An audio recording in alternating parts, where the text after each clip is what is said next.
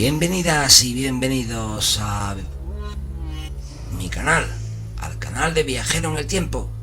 ¿Os gusta la realidad virtual? ¿Os gusta la historia? ¿Os gustan los misterios y las leyendas? Pues este es vuestro canal. Podéis suscribirse ya si queréis. Hoy quería contaros una historia como siempre. Las narraciones referente a la fundación de Roma, que pueden agruparse en dos grandes bloques.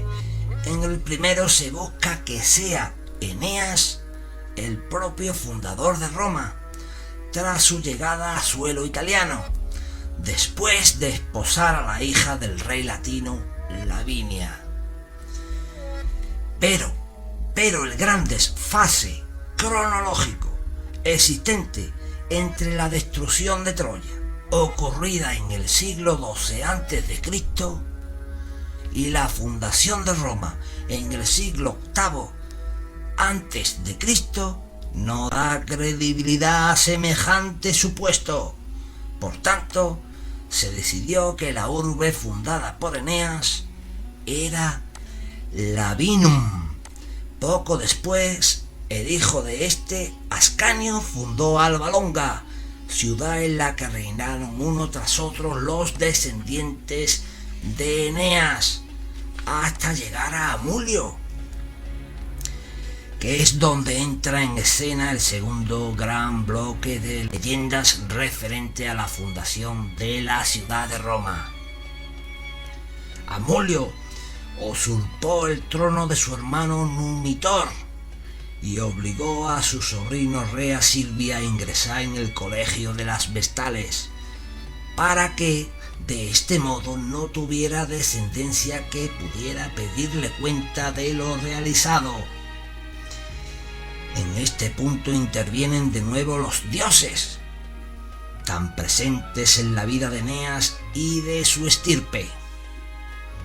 Marte, enamorado de Rea Silvia, engendró en ella dos gemelos, Rómulo y Remo, que nada más nacer fueron arrojados al río por su tío abuelo Amulio. Los dioses no estaban dispuestos a abandonar a su suerte a los dos recién nacidos, y les protegieron para que no murieran ahogados en el río.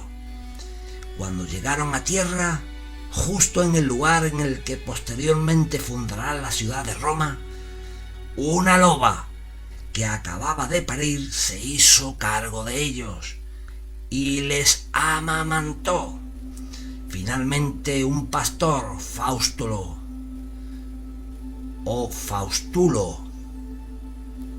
les recogió en su casa y su esposa Aca Larentia se hizo cargo de su crianza, de la crianza de estos dos gemelos. Cuando los jóvenes crecieron, el pastor decidió enviarlos a estudiar a Gabio, pues que en esta época allí se encontraba el centro cultural más importante de la región del Lacio. Poco tiempo después regresaron con su padre adoptivo y su juventud impetuosa les llevó a entregarse a actividades delictivas, como el bandolerismo, por ejemplo, que era abundante en la zona. En una de sus correrías, durante un ataque a los rebaños de Amulio, Remo fue apresado y llevado a Alba Longa para ser interrogado por el rey. Rómulo decidió acudir en ayuda de su hermano. Lo repito, Rómulo acudió en ayuda de su hermano Remo. En compañía de otros jóvenes se desplazó hasta Alba Longa. Se apoderó del palacio real y mató a Amulio, devolviendo el trono a su abuelo Numitor.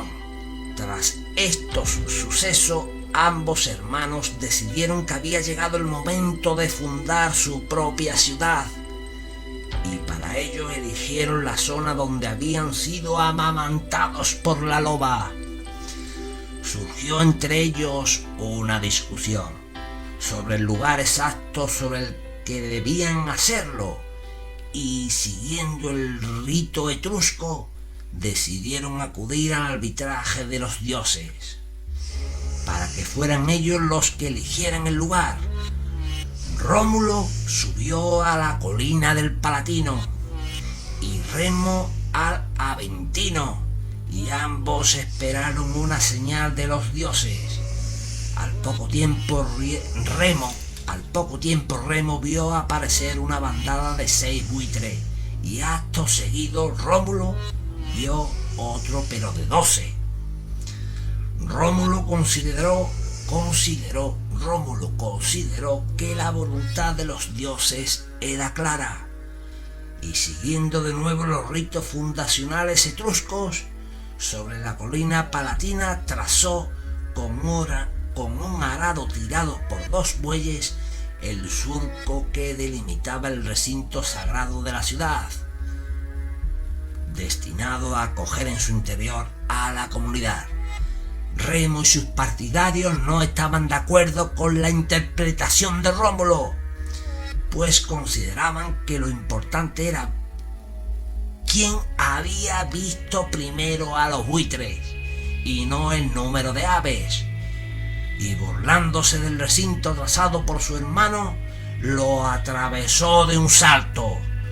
Rómulo, encolerizado, enrabietado por el sacrilegio cometido por Remo, le dio muerte al instante, es decir, mató a su hermano. Después, arrepentido por el homicidio, por este terrible crimen, enterró los restos de su hermano en la cumbre del Aventino y se proclamó único rey de Roma.